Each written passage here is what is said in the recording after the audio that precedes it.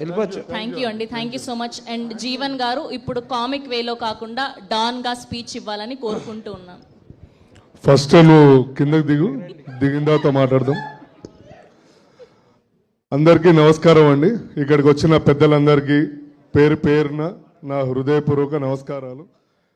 And media మిత్రులందరికీ, నా అభిమానులందరికీ thank you so much.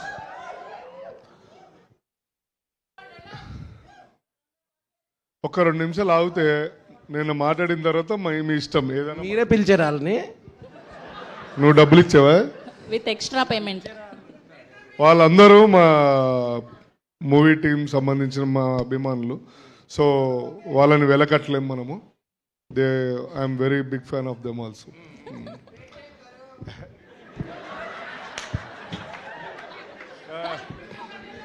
Please 1 second. నేను మాట్లాడేది చాలా తక్కువ అండి.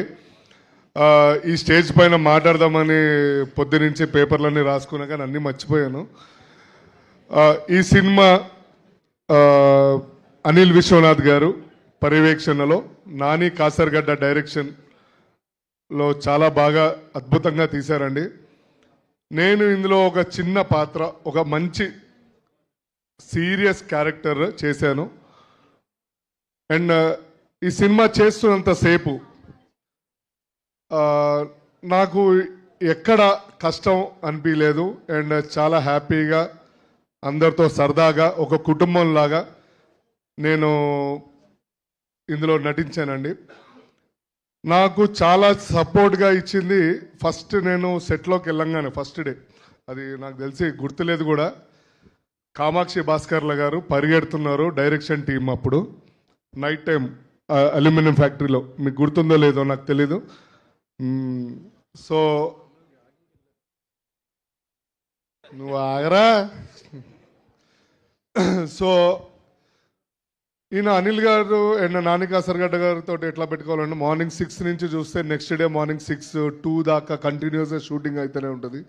బట్ మనం ఎప్పుడు అలసిపోమండి, బికాజ్ ఆయన అంతలా షార్ట్స్ కానీ మూవీ కానీ బాగా చేయడం జరుగుతుంది. నేను ఇప్పుడు దాకా పోలీస్ క్యారెక్టర్స్ చేశాను. హరిశంకర్ సార్ ఆధ్వర్యంలో కూడా గద్దలగొండ గణేష్ పోలీస్ క్యారెక్టర్ చేశాను నేను.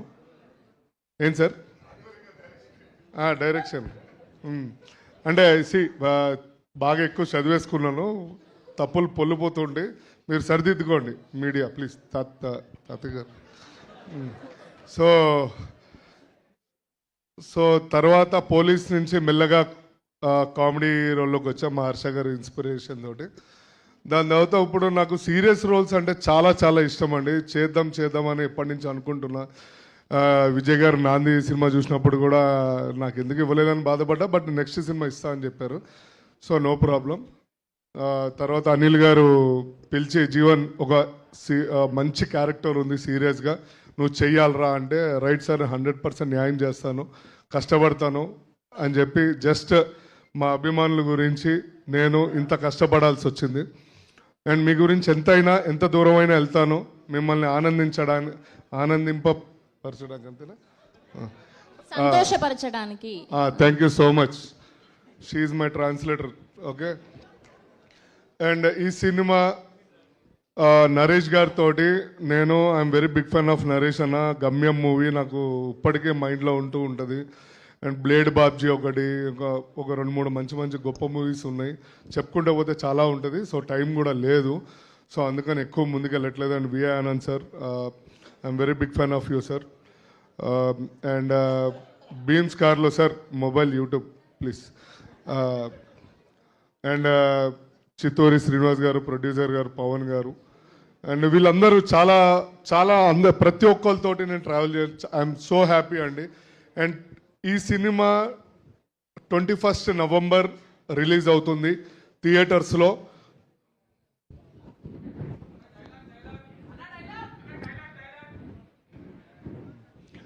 సో 21 నవంబర్ థియేటర్స్లో వస్తుందండి.